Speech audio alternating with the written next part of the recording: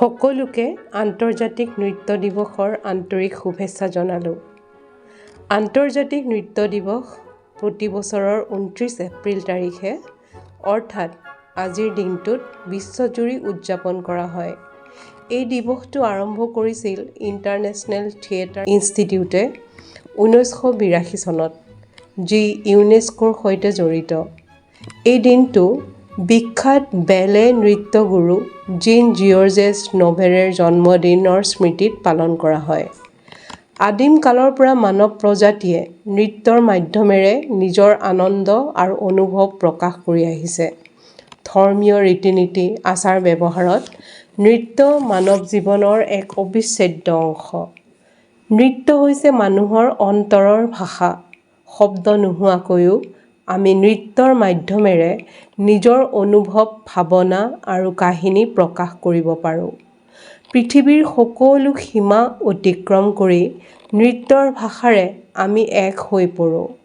বিশ্বজুৰি বিভিন্ন ধৰণৰ নৃত্য আছে: লোকনৃত্য, শাস্ত্ৰীয় নৃত্য, ধৰ্মীয় নৃত্য, সমসাময়িক নৃত্য আদি। নৃত্য কেৱল বিনোদন নহয়, ই আমাৰ মানসিক আৰু শাৰীৰিক স্বাস্থ্য উন্নত কৰে।